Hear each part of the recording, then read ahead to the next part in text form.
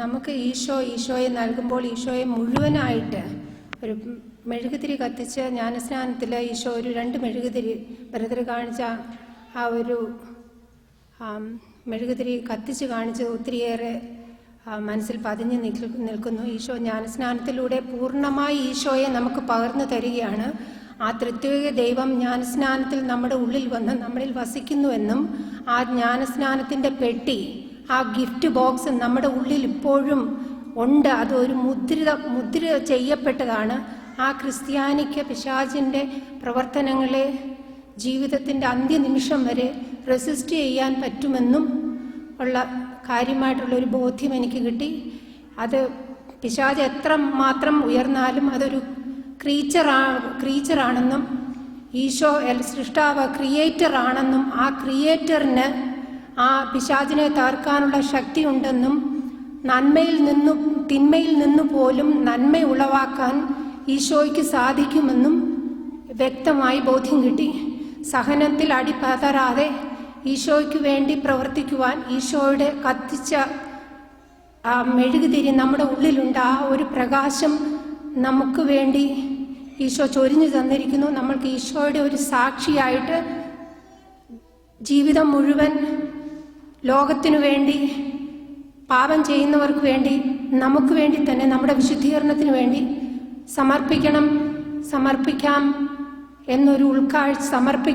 എന്നുള്ളൊരു ഉൾക്കാഴ്ച എനിക്ക് കിട്ടി.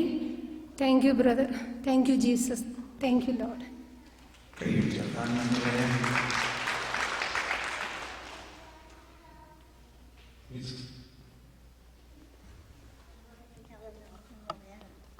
എനിക്കൊരു സംശയമുണ്ട്.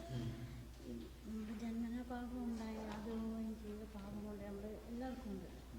അപ്പോൾ മാതാവ് അതില്ലാതെയല്ലേ ജനിച്ചിരിക്കുന്നത്? അമലോത്ഭവ മാതാവ് അതെങ്ങനെയാണ് തിരുവന്നാണ്? ഇതിന് ചോദിക്കണം, എന്നാലല്ലേ എനിക്ക് ഉത്തരം പറയാൻ പറ്റുള്ളൂ. പറഞ്ഞോ, ഇതെല്ലാവർക്കും ഉള്ള സംശയം പറയും, ചോദിച്ചോ. അതെ, എൻ്റെ സംശയം എന്താണെന്ന് വെച്ചാൽ മാതാവിനെ അമലോത്ഭവ മാതാവ് എന്നാണ് പറയുന്നത്.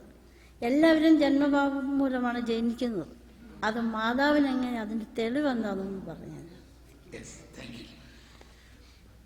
ഇവിടെയാണ് ഇത് വിശ്വാസത്തിൻ്റെ ഒരു ഡോഗ്മയാണ്. വിശ്വാസത്തിൻ്റെ ഡോഗ്മ എന്ന് പറഞ്ഞാൽ വിശ്വാസം എന്നത് തെളിവുണ്ടായിട്ടല്ല നമ്മൾ വിശ്വസിക്കുന്നത്.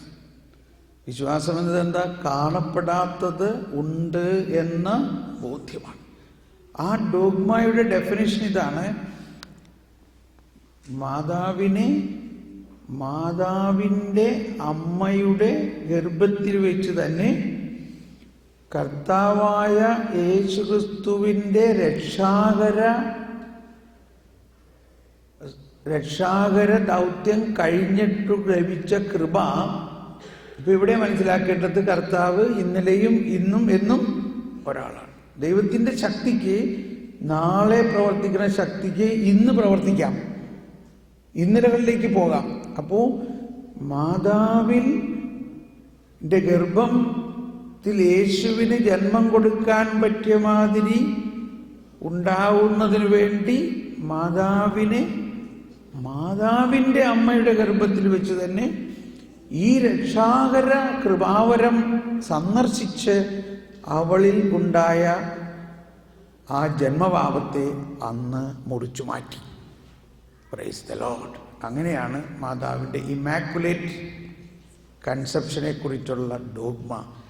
മറ്റൊരു വിധത്തിൽ പറഞ്ഞാൽ അത് തന്നെയാണ് നമ്മൾ ഈ മാമോദീസ തൊട്ടിയാകുന്ന നമ്മുടെ അമ്മയുടെ ഗർഭത്തിൽ, അതായത് വിശ്വാസി സഭാമാതാവിൻ്റെ ഗർഭമാണ് ഈ മാമോദീസ തൊട്ടി.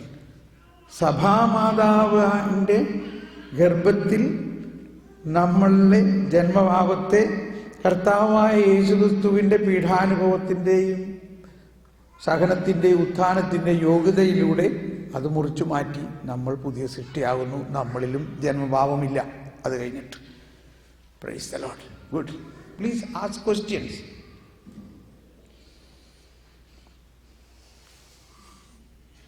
ഇനി പങ്കുവയ്ക്കാം, എന്തെങ്കിലും അനുഭവങ്ങൾ പറയാം, ചോദ്യം ചോദിക്കാം. Yes please.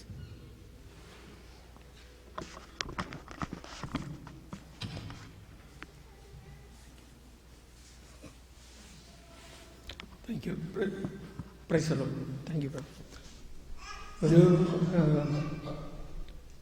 ഒരു വചനം, ഒരു വാക്ക് ബ്രദർ പറഞ്ഞു തന്നെ സ്പർശിച്ചത്, 2 തിരി കത്തിച്ചിട്ട് അതിൽ യേശു ക്രിസ്തുവിൻ്റെ വെളിച്ചം നമുക്ക് മാമോദീസ വഴി പകർന്ന് നമ്മളെയും യേശു ക്രിസ്തു നമ്മളിലേക്ക് വരുന്ന ജീവിതത്തിലേക്ക് നമ്മളെ ക്ഷണിക്കുന്ന സഭയുടെ കവാടം, മാമോദീസയിലൂടെ നമ്മൾ ആ കവാടത്തിലൂടെ പ്രവേശിക്കുന്നു.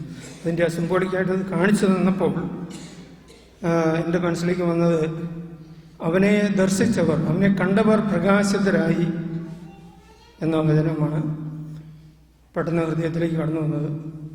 അപ്പോൾ ഞാനോർത്തു, കർത്താവിൻ്റെ മുഖം ദർശിച്ചവർ പ്രകാശിതരായെങ്കിൽ കർത്താവിനെ ദിവസവും വിശുദ്ധ കുർബാനയിലൂടെ സ്വീകരിക്കുന്ന നമ്മൾ, ഉള്ളിലേക്ക് സ്വീകരിക്കുന്ന നമ്മൾ എത്രമാത്രം പ്രകാശിക്കണം. ആ ഒരു വചനമാണ് ഞാൻ ഓർത്തത്. അപ്പോൾ ആ പ്രകാശമെന്ന് പറയുമ്പോൾ നമ്മളൊരു ഇരുട്ടത്ത് കടന്നു ചെല്ലുമ്പോൾ ടോർച്ചടിക്കുന്ന പ്രകാശമല്ല, നമ്മുടെ ആത്മാവിൻ്റെ പ്രകാശം. പല വിശുദ്ധർക്കുണ്ട്, പല വിശുദ്ധരും മുറിയിലേക്ക് കടന്നു ചെന്നപ്പോൾ പ്രകാശം ആ മുറിയിൽ വ്യാപരിച്ചിരുന്നു എന്ന് അവരുടെ ജീവചരിത്രത്തിൽ നമ്മൾ വായിച്ചിട്ടുണ്ട്. അതൊരു നല്ലൊരു സിംബോളിക്കായിട്ട് ബ്രദർ കാണിച്ചു തന്നത് ഹൃദയത്തിൽ ശരിക്കും പതിഞ്ഞു നമ്മളുടെ. പിന്നെ പലതുണ്ട്, പിന്നെ ആരും പറയാത്തൊരു ഭാഗം ബ്രദർ പറഞ്ഞ പോലെ ഏതൻ തോട്ടത്തിൽ നിന്ന് പിടിച്ച് പുറത്താക്കിയ സംഭവം ഞാൻ എൻ്റെ കുട്ടികളോട് ഇങ്ങനെ വിവരിച്ചു കൊടുക്കാറുണ്ട്. പക്ഷേ അവരുടെ ഇല കൊണ്ട് അവർ ഉണ്ടാക്കിയ വസ്ത്രം മാറ്റിയിട്ട് കർത്താവ്, ഞാൻ വിചാരിച്ചിരുന്നത് ഇതെന്ത്, ഞാൻ പല പ്രാവശ്യം ഇതിനെക്കുറിച്ച് ഇങ്ങനെ ആലോചിച്ചിട്ടുണ്ട്, എന്തുകൊണ്ടായിരിക്കും കർത്താവ് തുകലുകൊണ്ട് അവർക്ക് വസ്ത്രം ഉണ്ടാക്കി കൊടുത്തത്. പിന്നെ ഞാനോർത്ത് അവർ ചിലപ്പോൾ പാറയിലൊക്കെ ചെന്നിരിക്കും, വല്ല മരത്തെ കയറുമ്പോഴൊക്കെ ഇത് കീറിപ്പോകില്ലേ, അതുകൊണ്ടായിരിക്കും തുകലുകൊണ്ട് നല്ല സ്ട്രോങ് ആയിട്ട് ഒരെണ്ണം ഉണ്ടാക്കി കൊടുത്തത്. അത് ബ്രദർ പറഞ്ഞപ്പോഴാണ് അതിൻ്റെ ആന്തരിക അർത്ഥം ശരിക്കും പിടികിട്ടത്. അവർക്ക് സംരക്ഷണത്തിൻ്റെ ഒരു ഉടയാട ഉണ്ടാക്കി കൊടുത്തിട്ടാണ് മിശിഹായുടെ രക്തത്തിൻ്റെ ആ ഒരു സംരക്ഷണത്തിൻ്റെ നിഴലായിട്ടൊരു സംരക്ഷണത്തിൻ്റെ അവർക്ക് വസ്ത്രം മുൻകൂറായിട്ട് ഉണ്ടാക്കി കൊടുത്തിട്ടാണ് അവരെ ഏതെങ്കിലും തോട്ടത്തിൽ നിന്ന് പുറത്തേക്ക് വിടുന്നത്. അത് അതെ, അത് വളരെ നല്ലൊരു ഓക്കെ. Thank you.